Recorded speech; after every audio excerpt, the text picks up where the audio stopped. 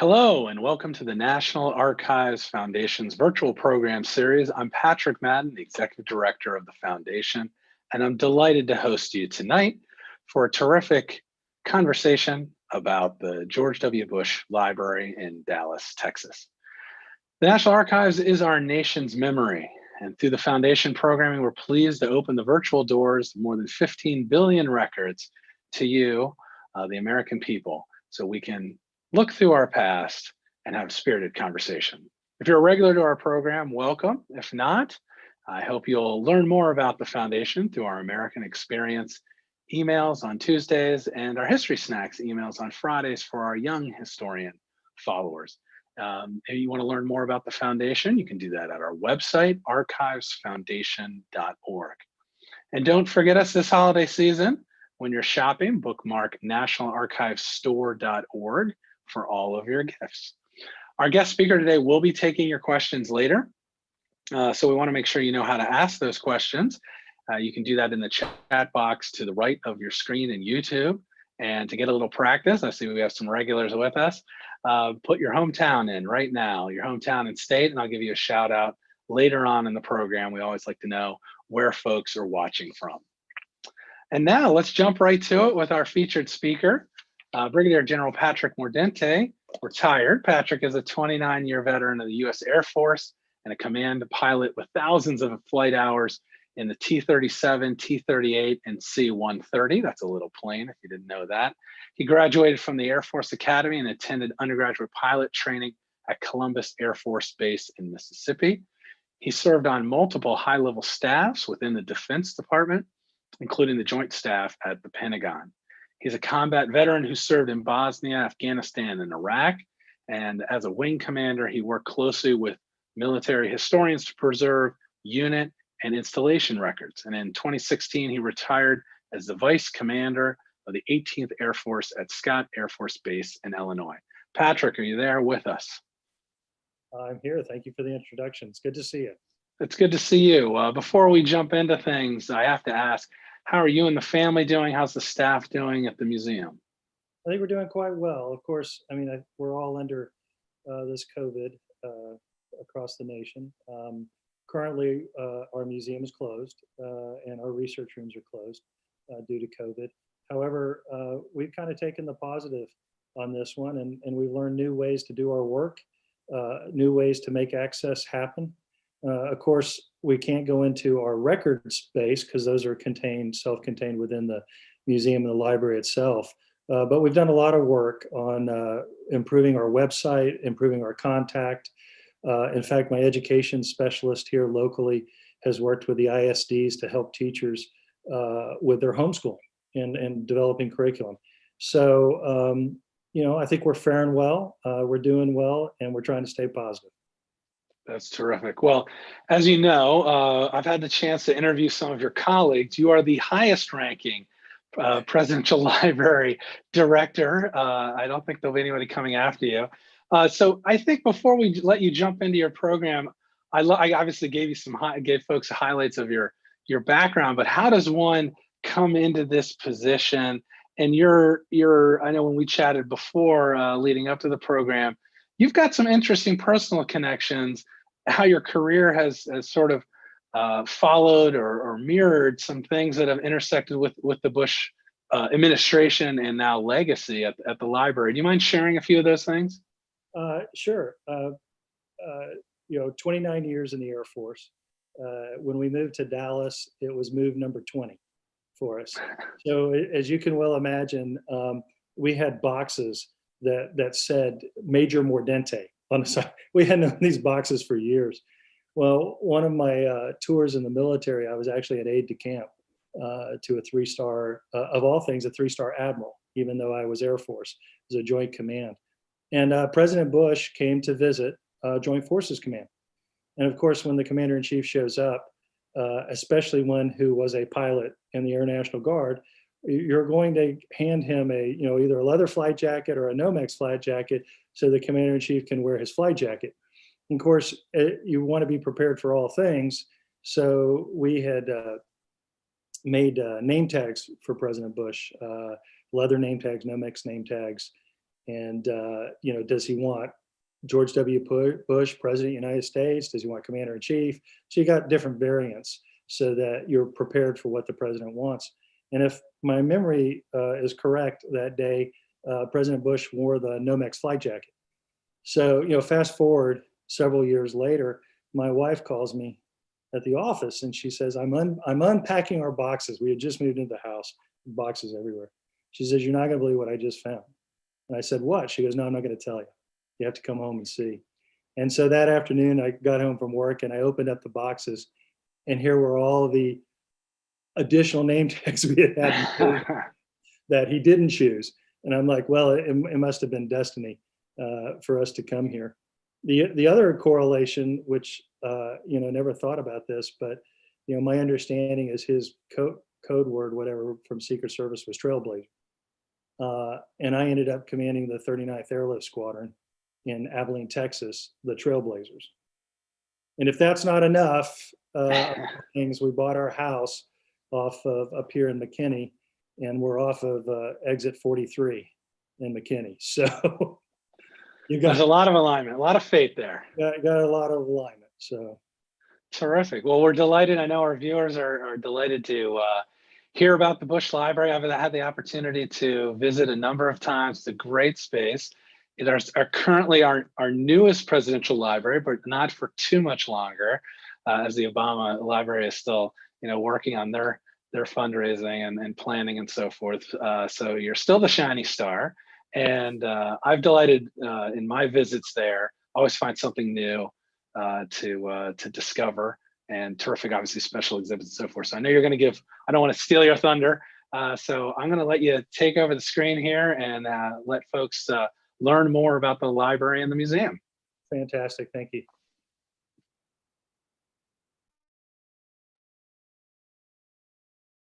All right, we're starting with a great shot of the entrance to our presidential museum.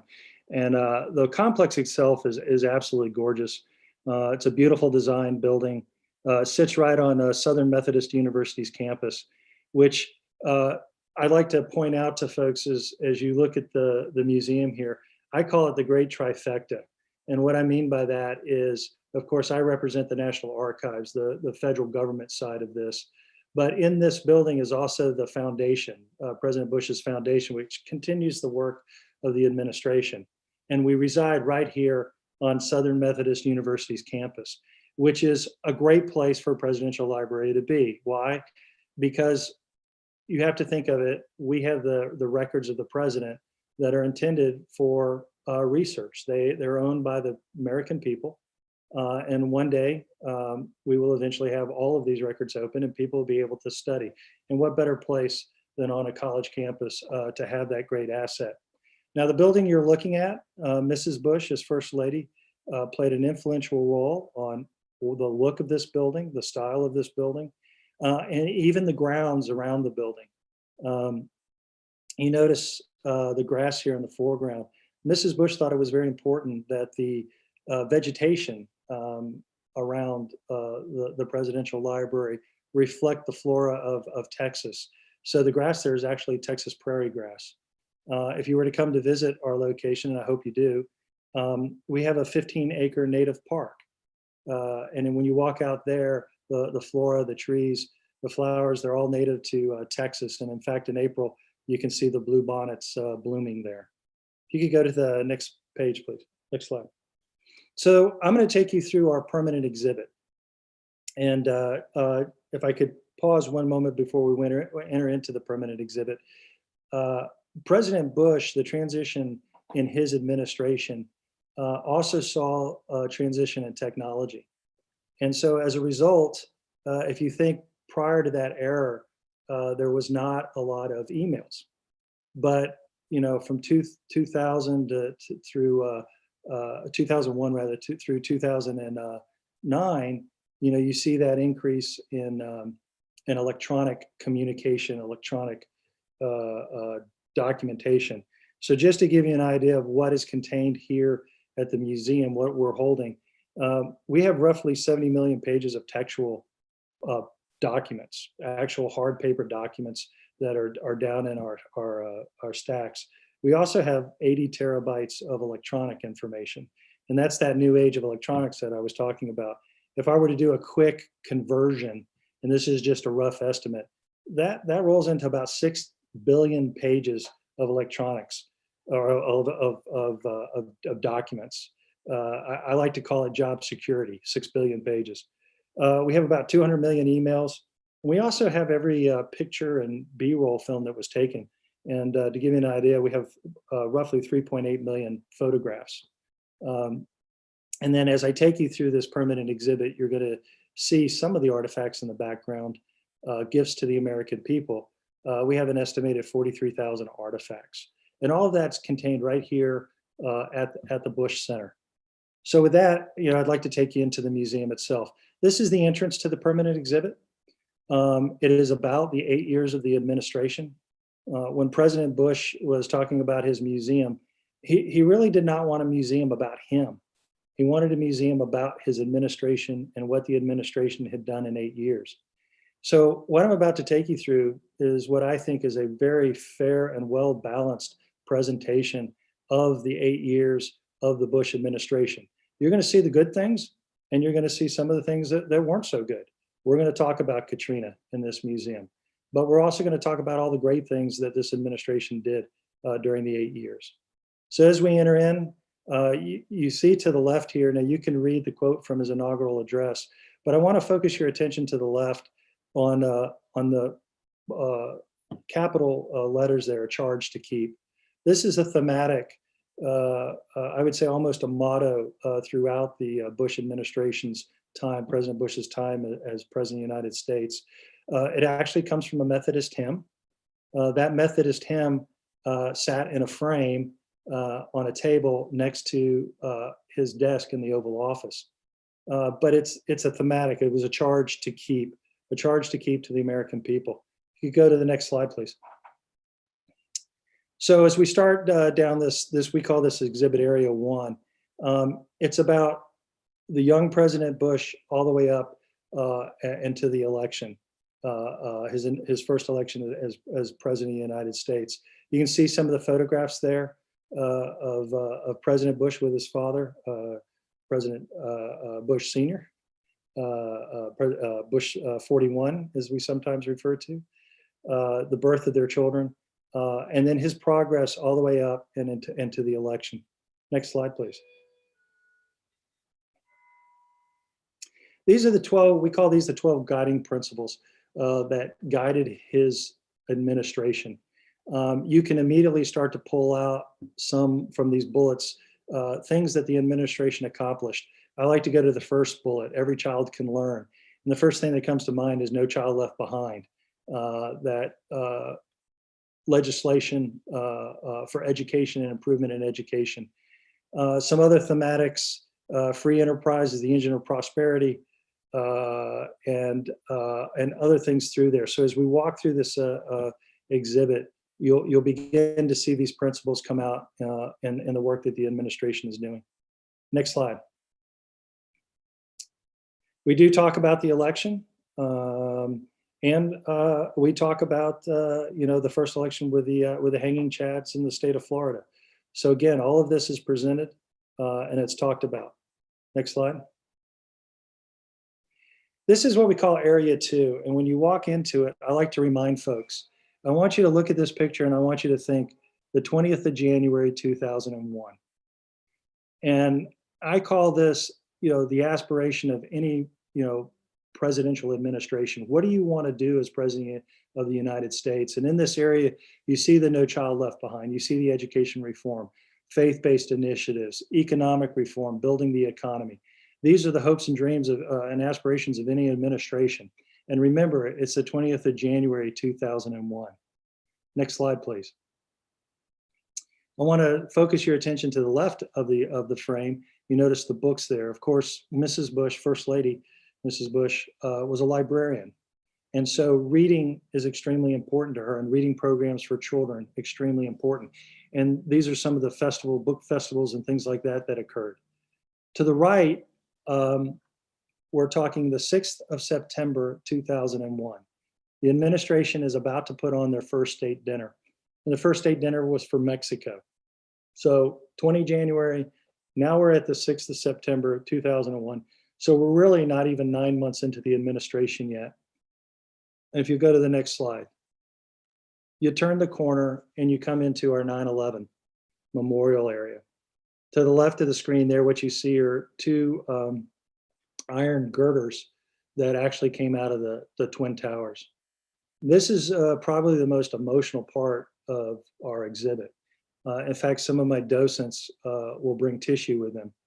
And I'm amazed at the number of people who come into our museum and walk into this area and either one, say I was there, you know, when it happened or right after it happened, or there's only like 1 degree of separation. You'll notice to the right of the screen, down at the bottom right corner, are names. And we have surrounding these steel girders are the names of everyone we lost that day, both in the Twin Towers, at the crash site in Pennsylvania, and also at the Pentagon. And when I talk about 1 degree of separation, for me, I have 1 degree of separation. The name on that wall, Leroy Homer, was my classmate at the Air Force Academy. And he was the first pilot on the American flight that went down in Pennsylvania. So, I mean, again, I'm amazed how often we have people that are so connected to this part of the exhibit. Now I'd like to focus your attention to the top right corner of this slide. And right there, if you can pick it up, top right, you'll see a bullhorn. And so Patrick Madden and I, when we were talking about how we wanted to do this presentation, he said, you know, can you think of something that, in my opinion, encapsulates the administration? And so I thought long and hard about it. And I said, you know, if there's one artifact, if there's one part of this exhibit that I think will go down in history as a culminating point, it's that bullhorn. And why I say that is this, you know, when you talk about American history and you think of FDR, and everybody remembers the speech, "This day will live in infamy," the attack after Pearl Harbor. And I think most people, when they hear those words, they know exactly the speech. When you think of John F. Kennedy, you know, ask not what your country can do for you, but what you can do for your country. It's a moment in time that people connect with.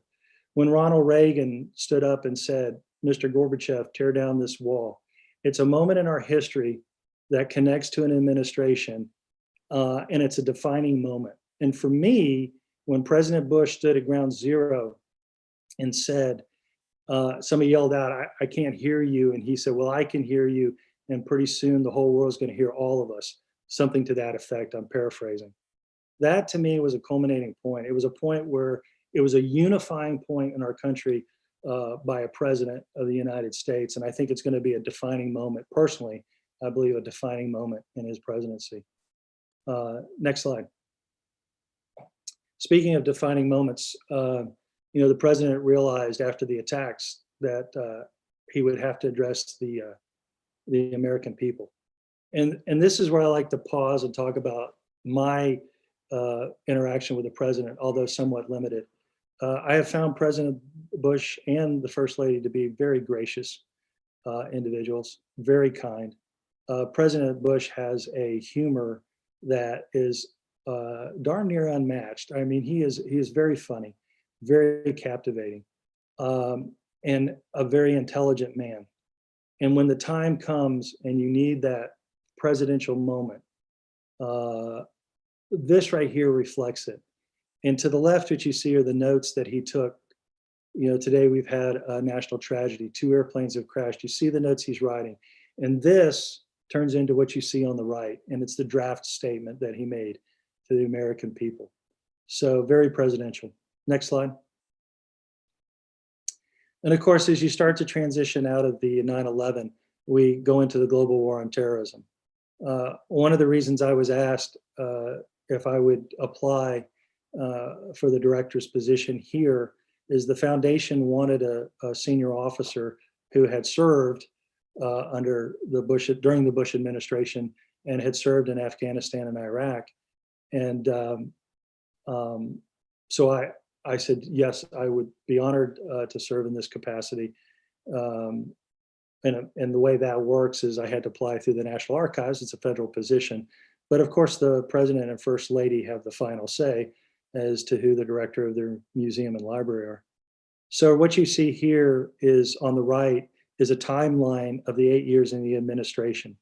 The terrorist attacks that occurred, the ones that were thwarted, the whole timeline.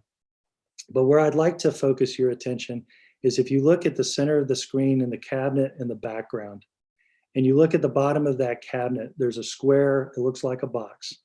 This is another one of my favorite artifacts.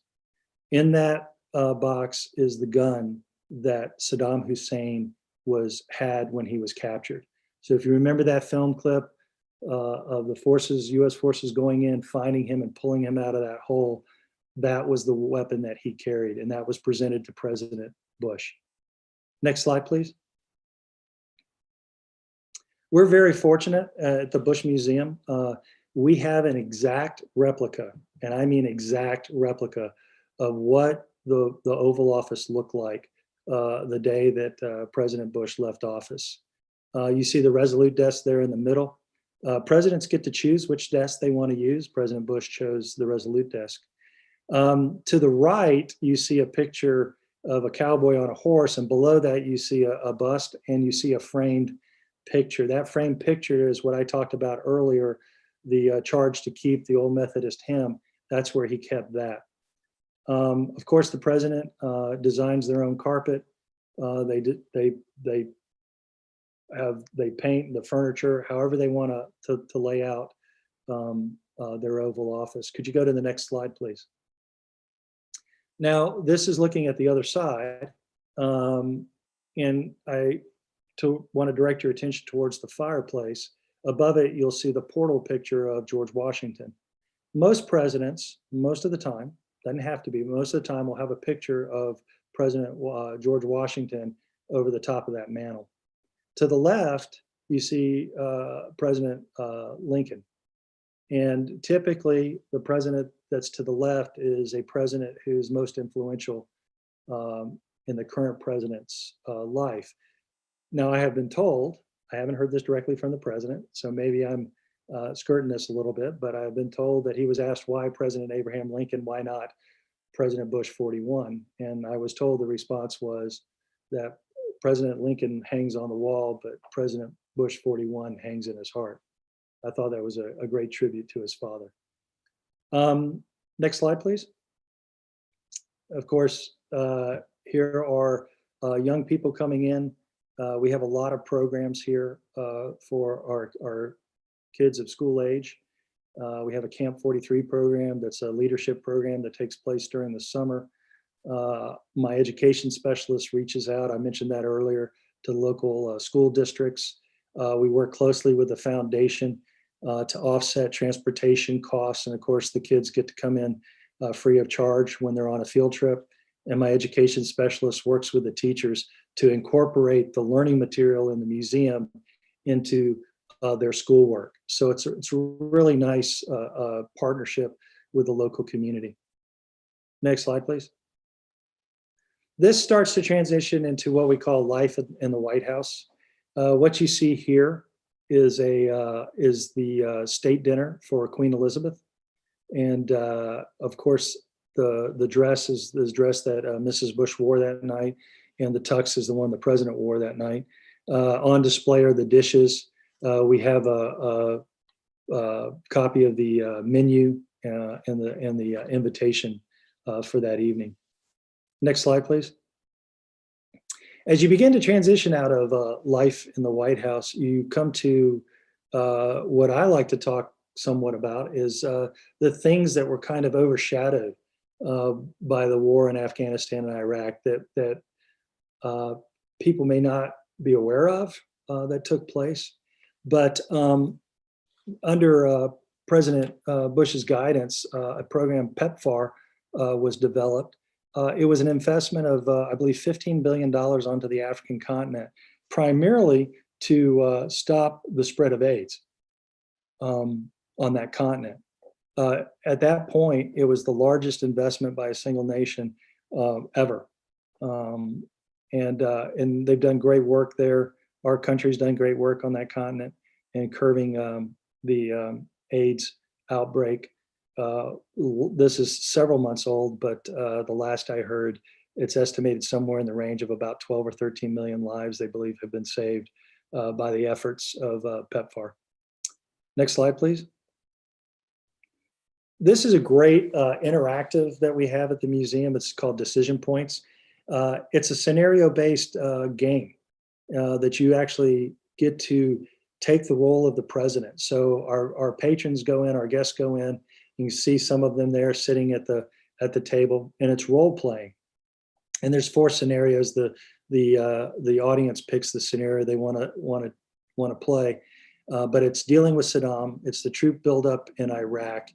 It's the fiscal crisis in 2008 and Katrina. And you're put into the role as the president.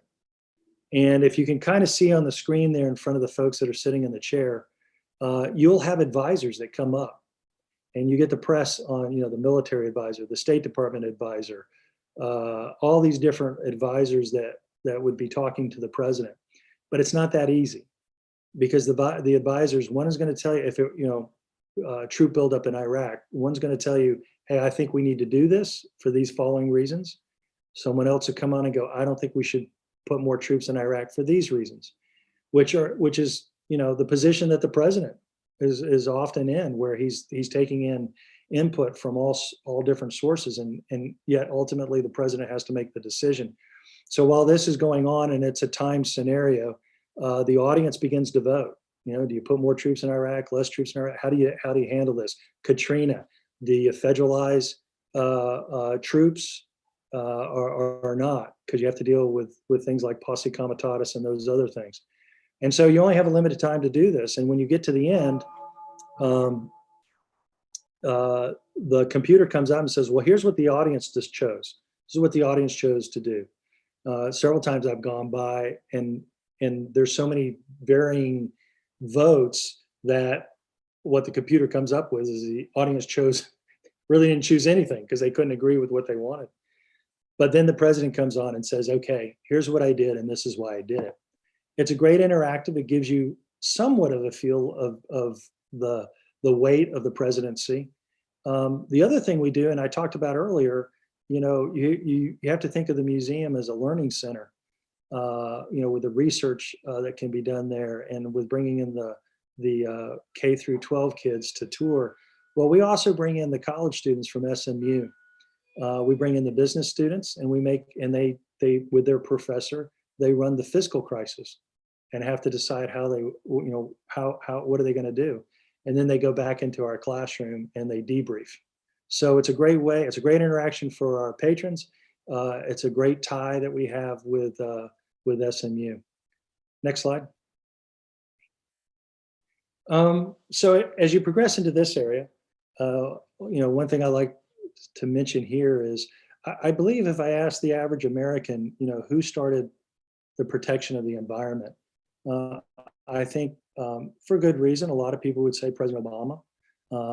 But actually, if you go back into the Bush administration and you look to the right of this screen, the Bush administration actually began protecting a lot of areas out in the screenshot. There is the Pacific Ocean. Through varying laws and statutes and agreements, there are certain areas of that ocean that are under the control of the United States, and they began to protect those areas. When you look to the left, remember at the beginning, I said, I think you're going to see a very fair and balanced 8 years of the administration. We're going to talk about the good and we're going to talk about the bad. Well, we talk about Katrina and what happened. We talk about the financial crisis. And as you go down that wall, we talk about the things that were overshadowed by events, predominantly the 9/11 event and the war on terrorism, but issues that were not fully resolved, like immigration, Social Security, those type issues, which are still here today, and we're discussing. Next slide, please. And then right at the very end, down in the bottom right, you see President to Citizen, January 20th, 2009, and that's right on the floor.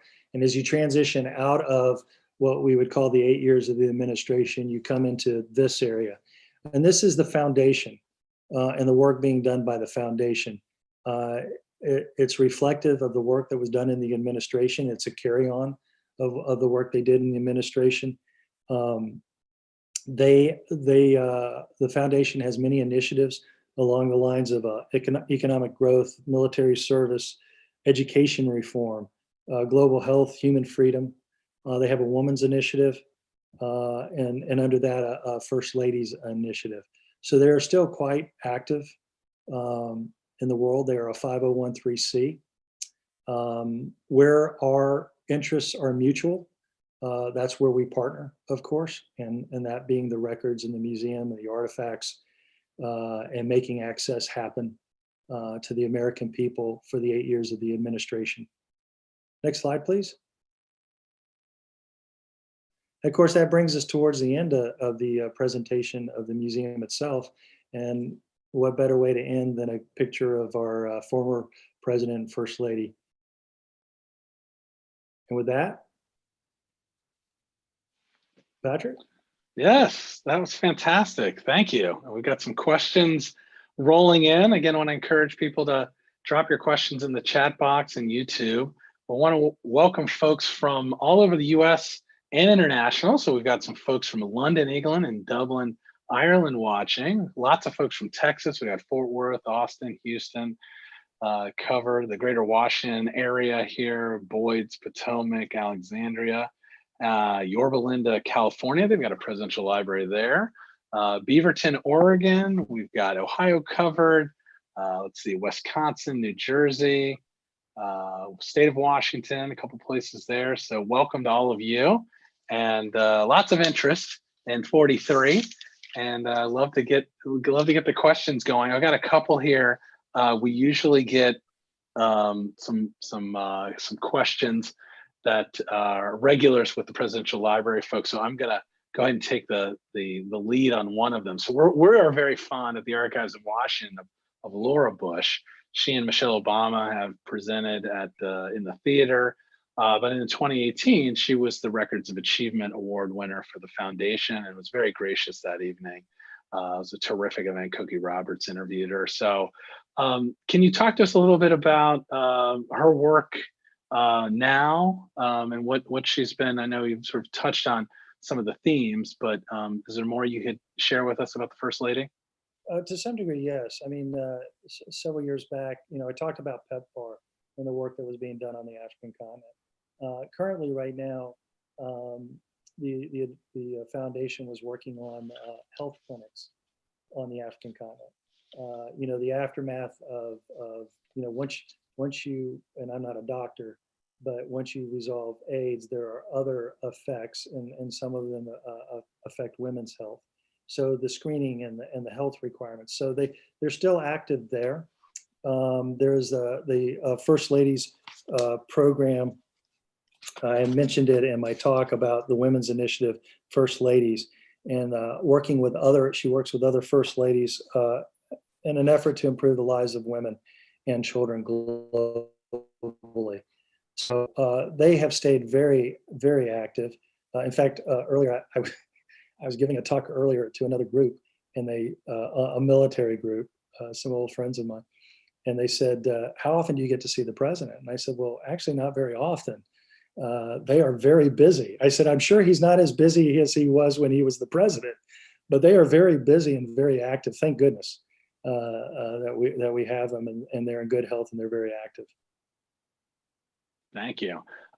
So we'll jump into some of these questions. Obviously, there's another Bush Library not too far away from you. So there's a question about, do you all collaborate between the libraries?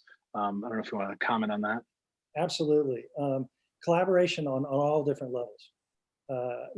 As a relatively new director, I can't really use new director anymore because I'm not the newest, but so simply reaching out to my fellow directors and saying, hey, how do you do this? I have a military background. I remember when the foundation asked me, would you apply? And I said, well, I would be honored to, but you do realize this is going to be like Sesame Street when they look at the resumes. One of these aren't like the other. And I go, that's me. I don't think I'm your typical director. So they said, no, don't worry, just apply. And I said, okay, so I did. So I do. I reach out to my fellow directors to ask questions. We have a talented cast of directors with varying backgrounds, and being able to tap on those resources when I have a challenge or I'm trying to figure out how do I do a certain exhibit. Now, on the day-to-day stuff, we just recently had an exhibit here called Presidential Retreats.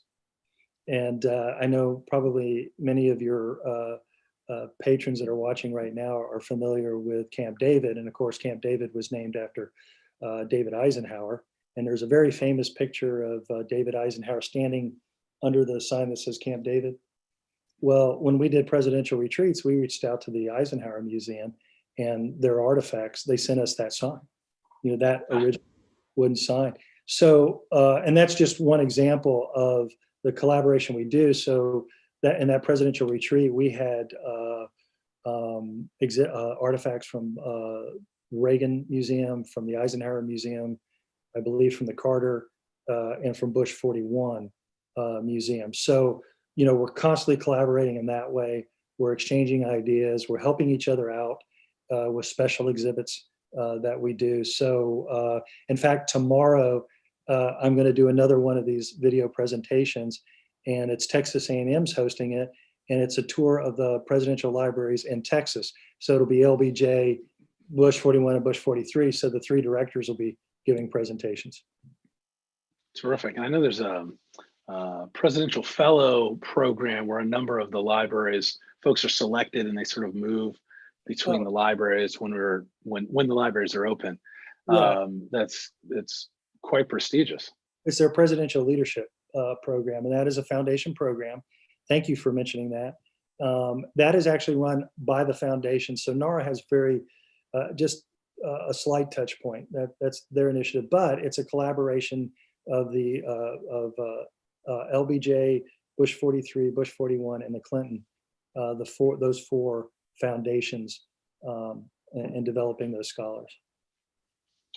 So staying with the father, did George H. Bush influence his son's decisions as president? Did he use him as a counselor? Can you sort of talk about that? I really, that's where I'm gonna have to apologize. My background's not one of being a historian. And just so the audience understands, out of great respect for President Bush, because one, I'm not a historian, and two, President Bush is still a living president.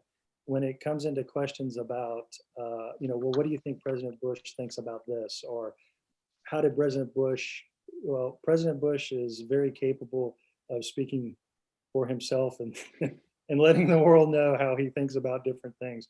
So, I'm just going to apologize up front. I again, out of great respect for him as president, I avoid those questions. Leave his opinions to himself, and he'll let us know when he has something to say about it. Fair Absolutely. enough. So I have a question about the types of documents that come to the library versus the archives. So people might not understand that the libraries are part of the National Archives. Can you just sort of talk about that? And I don't know if you mentioned the numbers. Are people, obviously when we're open to the public, folks are coming in and doing research. Could you talk a little about what kind of research is happening there generally? What are they looking into? There's all types of research. There's individuals who want to do books. They want to write a book on a certain subject. Right now, because again, talking about the volume of documents at the very beginning that we have, there's not a great percentage. When you talk percentage-wise, how much of our documents are open? There's not a lot that are open, and as of yet, we have quite. You can go up on our website. I would encourage anyone who's interested in the administration to go into our website. We have links to the documents that are open. You can actually do research from your home if you'd like, and tapping on those and getting to those documents.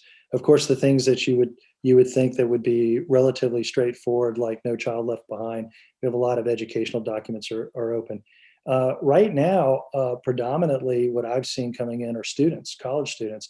And again, it gets back to that, what better place, in my opinion, for a presidential library than on a college campus? because these students are able to come over and handle firsthand documents and do the research from the source, as opposed to doing research from a book by somebody who wrote about something that they saw. You know, they're coming here and they're looking at the document itself. So right now, predominantly college students is what I would say. And I know it's a major initiative of the archives, obviously, to digitize. I mentioned the big numbers, 15 billion records in the archives, for the presidential libraries to digitize as much as possible. So obviously, being one of the newer presidents, not as much as digitize or available. You mentioned sort of inside research baseball, open to the public to actually to start to use.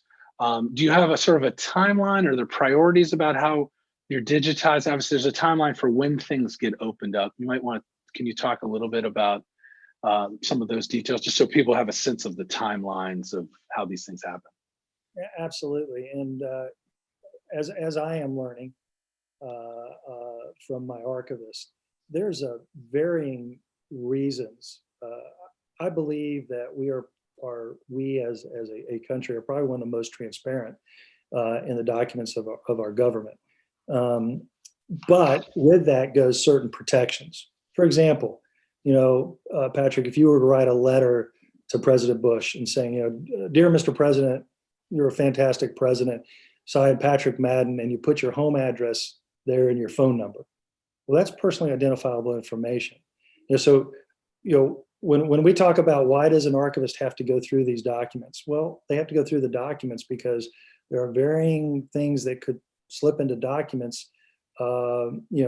Occasionally something that borders on to maybe a classified topic that needs to be protected, and we move that into the right category. That's rare, but it happens. To anything that's like personally identifiable information, and we have to protect the American citizen. There's also, we're under the PRA, and we will be.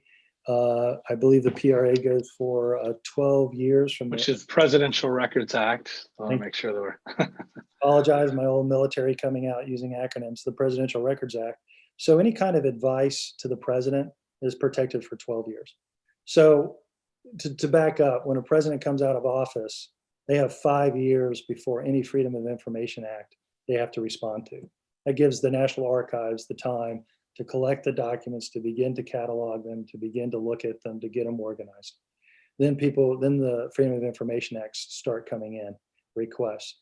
Then that's when our archivists have to go through and make sure that they go through all of the checks and balances and protect the information that needs to be protected appropriately. And of course, release the information that should be released to the American people at an appropriate time. I think I kind of deviated a little bit. Did I answer your question, Patrick? No, it's good. It's good. It's inside the archives baseball, but that's what our audience loves, and I think it's helpful. As we've talked in previous sessions with other presidential libraries who have been long out of office, 70 plus years, so there's not really as much of an issue. Maybe a few classified things, I suppose, but by and large, you're dealing with a little different set of parameters for folks. So it's helpful to know. Obviously, go to the website. You all obviously have emails. You can send an email to the research team there at the Bush Library. The archivist will respond to those kinds of to at least guide people in the right direction if they're interested. Which is a good point you brought up, and I know some of the regular viewers probably know this, some others might not. The Presidential Records Act that we talked about didn't take effect until President Reagan's administration. So starting with President Reagan's administration on, the records, the documentation of the administration is no longer the property of the president, it's the property of the American people, along with the artifacts, the gifts that were given to the president and his capacity as president become gifts to the American people. So that's why we're here, that's why the National Archives are here. When you get before President Reagan, like we have LBJ, that library, those are deeds of gift. So that president handed over the documents. And with the PRA, with the congressional law that came in, the Presidential Records Act that took effect, it goes back to some of the things that we have to watch we have to look at and release the documents at an appropriate and timely manner. Okay. So we have a sort of a follow-up question is, so 12 years later, will next year will everything get released? The answer is no, because the archives goes through it. There's a range of review protocols to take place. So obviously some things will become available, but the review process will drive that. That's all standard outlined as the presidential libraries and the archives goes through its process. Yeah, it's not I don't want to give the impression that it's a light switch. Right. Just turn the light, boom, everything's out. Again, for what I believe to be very good reasons, the documents have to be looked at and reviewed. Right. Okay. I know we don't have a lot of time left, but I do have some good questions. I want to see if we can work our way through. Are there any portraits painted by by President Bush on view at the museum? There will be. We did Wounded Warriors.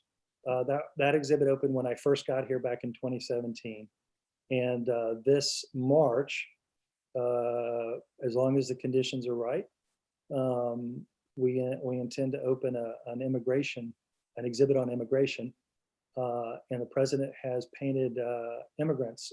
So if you remember the Wounded Warrior, he painted Wounded Warriors and told their story. He's now painted immigrants to America, and he's telling their story. So we're pretty excited about that upcoming exhibit. Okay, and I was going to say this for the end, but seems like a good segue about things coming up. Obviously, the big 9/11 anniversary next year. Anything that you already have planned or want to share with our viewers? Nothing planned on the books yet. The foundation, of course, every year we do an observance of 9/11. But like you said, with the anniversary coming up, we'll be working with the foundation. And as soon as we have, we'll release that to the public. Okay. We have a follow-up. You mentioned this at the beginning about your educators working with homeschoolers. How can folks get involved with those homeschooling opportunities? Is there? We've actually posted them on our website. Okay, so the library, the George W. Bush Presidential Library website has those materials, right? Contact information. And I apologize, I don't have the website right up in front of me, and it's a pretty detailed website. A lot of information on there, but I believe there's a button for education, if I'm not mistaken, and you can actually go in there, and we should have some of the coursework that we posted up for people to use at home. Okay. This is fun. This is obviously somebody who's been to some of the other presidential libraries. Are there apartments available for the former president and first lady like at LBJ? And I will mention also at 41's library. I know that there's some there. There might be some at some of the other presidential libraries.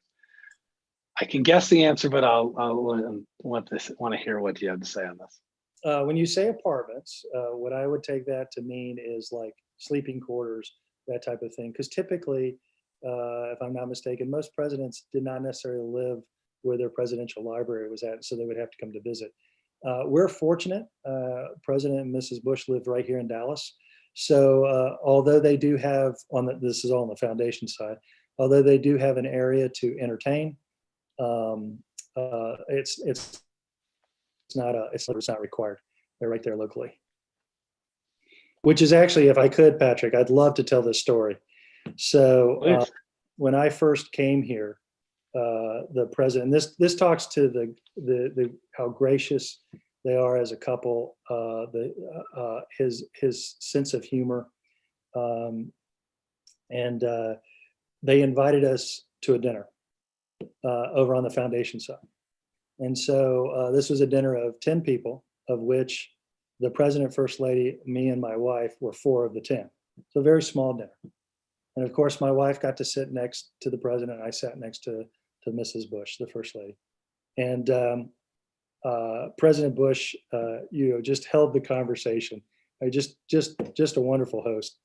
And we get to the end of the dinner, and the president turns to my wife. Now you have to understand, I met my wife during pilot training. She was from Mississippi, deep Southern accent, a Southern lady. And he reaches and he puts his hand on her arm, and he says, "Well, Marisa, what do you think?"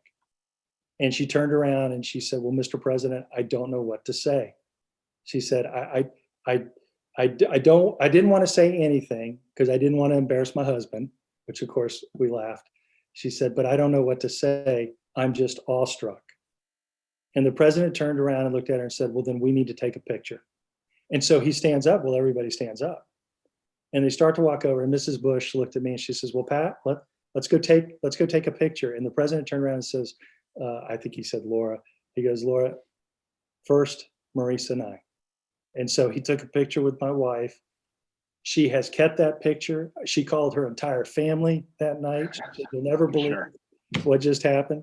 And then when that picture was taken, then of course, Mrs. Bush and I joined and we took a picture with the four of us. But just a wonderful, gracious individual. And a great way to wrap up our time with you. So that's you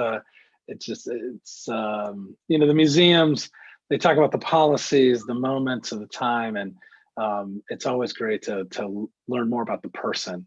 And obviously, in retirement, if you will, they have different pressure points, so they get to be a little bit more themselves. It's always good to have that insight.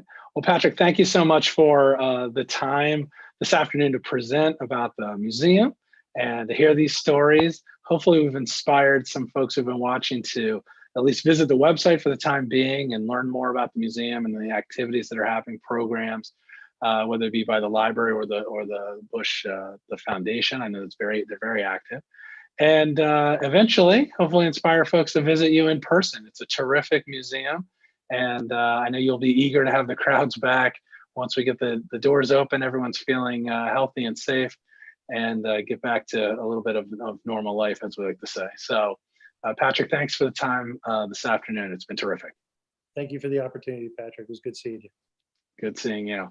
Well, for everyone else, a few closing announcements here. We, of course, appreciate all of our donors who joined us, our members, our corporate council supporters. If you're not a member of the foundation, we really hope you'll learn more about the foundation by visiting archivesfoundation.org. And as I mentioned before, get ready to warm up your credit card for Black Friday and Cyber Monday. Don't forget the National Archives store on your list of virtual shopping trips this season. We have the best gift shop in DC. Not a lot of access to that now, but 7 days a week, you can visit us online at nationalarchivestore.org. Well, we've got, that wraps up our November programs, but in December, we've got 3 terrific programs headed your way. On December 7th at 5 o'clock, we've got a holiday history trivia night, and that will also include a special shopping event. We'll have some special shop discounts and giveaways during the program. You're not going to want to miss that. And then on December 10th at 5 o'clock, our friends from Mars Wrigley are back. Professor B, Dave Borgasani from Mars Wrigley, will give us the real story behind the different kind of flavors and profiles of chocolate. As well as a little bit of a behind the scenes of how the chocolate is made with some video from their factories, which will be very interesting.